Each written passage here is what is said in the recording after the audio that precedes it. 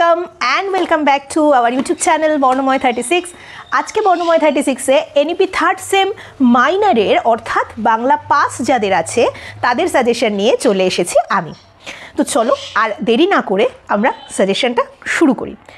যারা এনইপি বাংলা অনার্সে থার্ড সেমিস্টারে বাংলা নিয়েছো পাশে, তারা এতদিনে মোটামুটি সিলেবাসটা আয়ত্ত করে ফেলেছো।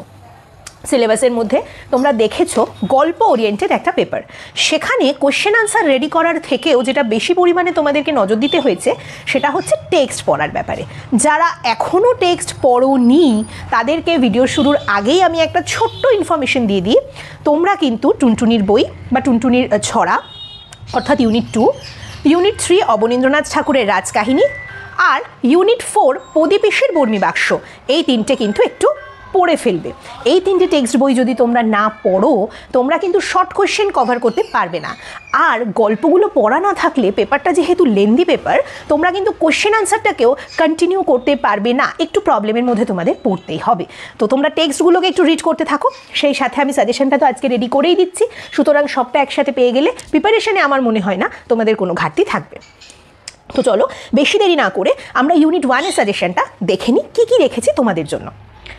ইউনিট 1 থেকে তোমরা শিশু সাহিত্যের জন্য পড়বে, মানে শিশু সাহিত্যিক হিসেবে রেডি করবে দক্ষিণারঞ্জন মিত্র মজুমদার, অর্থাৎ যিনি ঠাকুমার ঝুলি সৃষ্টিকর্তা দক্ষিণারঞ্জন মিত্র মজুমদার পড়ো, সুকুমার রায়, সত্যজিৎ রায়, অবনীন্দ্রনাথ ঠাকুর, লীলা মজুমদার আর উপেন্দ্রকিশোর রায়চৌধুরী, এই কয়েকজনকে ভালো করে তৈরি করো।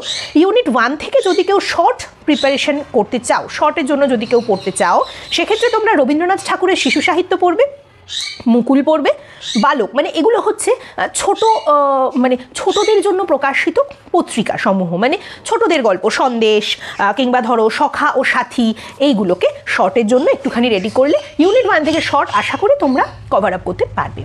এবার এসো ইউনিট 2, আমি যেটা বলছিলাম টুনটুনির বই বা টুনটুনির ছড়া উপেন্দ্রকিশোর রায়চৌধুরী, সেখান থেকে অনেকগুলো গল্প তোমাদের পাঠ্য আছে, যেমন শিয়ালের বুদ্ধি, হাতির পেটে শেয়াল, হ্যাঁ এরকম ছোট ছোট, রাজার নাক কেটে দিল টুনটুনি বুদ্ধি করে, এরকম ছোটদের কিছু গল্প। তো এখান থেকে আমি তোমাদেরকে ওরকমভাবে গল্প তুলে না সাজেশন করতে পারবো না, কেননা একটা বাচ্চাদের গল্পের বই, একটা শিশু সাহিত্য, তোমাদের পেপারটাই তো শিশু সাহিত্য, তো ওখান থেকে আমি অতগুলো গল্পের মধ্যে থেকে 2-4টে গল্প তুলে সাজেশন আমি করতে পারবো না, বা বলা ভালো আমি করবও না। আমি তোমাদেরকে দুটো জিনিস শুধু বুঝিয়ে দেবো। এক, উপেন্দ্রকিশোর রায়চৌধুরী ওই বইটি কেন লিখেছিলেন, কী উদ্দেশ্যে লিখেছিলেন, আর 2, ওই বইটা তোমরা কেন এই বয়সে এসে পড়ছো। প্রথম কথা, উপেন্দ্রকিশোর রায়চৌধুরী যখন বইটি লিখেছিলেন তখন শিশু সাহিত্য বলতে কিছু ছিল না।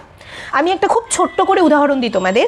আজকালকার দিনে যখন কোনো বাচ্চা খেতে চায় না, আমরা অ্যাজ আ গার্জিয়ান কী করি, তার হাতে ফোন খুলে কার্টুন চ্যানেলটা খুলে দিই, তুমি কার্টুন দেখো আর খাও।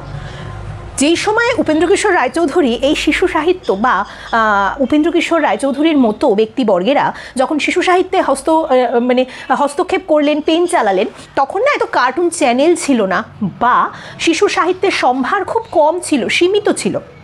সেই জন্য শিশু সাহিত্যে তিনি এমন কিছু সৃষ্টি করলেন যেগুলোর প্রতি বাচ্চারা খুব অ্যাডিক্টেড, বই পড়তে ভালোবাসবে, তারা বইগুলো পড়তে গেলে চোখের সামনে একটা ছবি ভেসে উঠবে, এই কারণে উনি শিশু সাহিত্যটা সৃষ্টি করলেন। এবার আমরা এই বয়সে সেটা কেন পড়ব? দেখো ছোটোবেলায় আমরা তো অনেকেই অনেক গল্প শুনি, বেসিক্যালি ঠাকুমা, দিদিমা, মা, বাবা এনাদের মুখে আমরা গল্প শুনি। এই বয়সে এসে আমরা যদি এগুলোকে পড়ি, আমরা এগুলোর যথার্থতা নিরূপণ করতে পারবো, এগুলোর প্রাসঙ্গিকতা কতখানি। অ্যাজ আ জেনারেশন হোল্ডার হিসেবে, রানিং জেনারেশন হোল্ডার হিসেবে আমরা এইটুকুকে অন্তত ফিল করতে পারবো যে বাচ্চা না খেলে বা বাচ্চা কথা না শুনলে তাকে ফোন খুলে দিয়ে নয়, তাকে 2-4টে গল্প বলে একটা স্টেজের পর বাচ্চাটাকে এই গল্পের বইগুলো যদি আমি গিফট করতে পারি, ক্যাডবেরি পেন এগুলোর সাথে যদি আমি এই একটা বই তাকে গিফট করতে পারি, তার মধ্যে যে সাহিত্যের বিকাশ, যে সৃজনশীল ক্ষমতাটা ফুটে উঠতে পারে, সেটা বোধ করার জন্য আমরা ইউনিট 2টা পড়ব। আশা করি তোমাদের অতগুলো গল্প থেকে সাজেশন না করেও যে আলোচনাটা এক্ষেত্রে আমি করলাম, এটা তোমাদের কোশ্চেন আনসার লিখতে অনেকখানি সহযোগিতা করবে। চলো এবার আমি যাব ইউনিট 3, সেখানে অবনীন্দ্রনাথ ঠাকুরের রাজকাহিনী। তোমরা এই সেকশনটাকে ভালো করে পড়ো। রাজকাহিনীর বেশ কয়েকটা পার্ট, যেমন শিলাদিত্য, শিলাদিত্যের পুত্র গোহ, গোহর পুত্র বাপ্পাদিত্য, তারপর পদ্মিনী, এরকমভাবে হাম্বির, হাম্বিরের রাজ্যলাভ, এইভাবে এগিয়েছে বিষয়টা, ছোট ছোট গল্প। বিষয়টাকে ভালো করে পড়ো, ভীষণ ইন্টারেস্ট পাবে এবং শর্ট কোশ্চেনের জন্য খুব ভালো। তো এখান থেকে আমি তোমাদের সাজেশনের জন্য বলবো শিলাদিত্য দেখবে ভীষণ ভালো করে, গায়েব কী করে শিলাদিত্য হলো, গায়েব গায়েবী কে ছিল, শিলাদিত্য কিভাবে মারা গেল, এগুলো ভালো করে দেখো। গোহ দেখো, পদ্মিনী তো অবশ্যই দেখবে, পদ্মাবত সিনেমাটা যারা দেখেছো পদ্মিনীর সাথে ভীষণ রিলেটেড, মানে পদ্মিনীকেই ওখানে ফুটিয়ে তোলা হয়েছে। ভালোভাবে টেক্সটটা রিড করলে না পদ্মাবত সিনেমাটার প্রত্যেকটা সিন তোমাদের সামনে ভিজুয়ালাইজড হতে থাকবে। তো এটাকে রেডি করো, সংগ্রাম সিংহ রেডি করো, হাম্বির রেডি করো, বাপ্পাদিত্য রেডি করো, এগুলোকে একটু রেডি করে ফেলো। এবারে আসি ইউনিট 4, প্রদীপিসির বর্ণিবাক্স, লীলা মজুমদারের লেখা অসাধারণ একটা ছোট গল্প। এই ছোট গল্পটা পড়তে তোমাদের ম্যাক্সিমাম 20 মিনিট সময় লাগবে। ছোট গল্পটাকে রিড করো ভালো করে, এখান থেকে তৈরি করো প্রদীপিসি চরিত্র, এখান থেকে তৈরি করো পাঁচু মামা চরিত্র, এখান থেকে তৈরি করবে গল্পের নামকরণ, গল্পের মধ্যে পরিবেশিত হাস্যরস, বর্ণিবাক্স উদ্ধারের কাহিনী। এই কটা ভালো করে তৈরি করলে সিলেবাস কমপ্লিট, সাজেশন কমপ্লিট। ম্যামের বলার ওপর গিয়ে কেটে ছেটে সাজেশন যদি নিজেরা করো সেক্ষেত্রে দায়িত্ব সম্পূর্ণ তোমাদের। প্রত্যেকটা ভিডিওতে বর্ণময় 36-এর চ্যানেলে এই কথাটা বলা থাকে।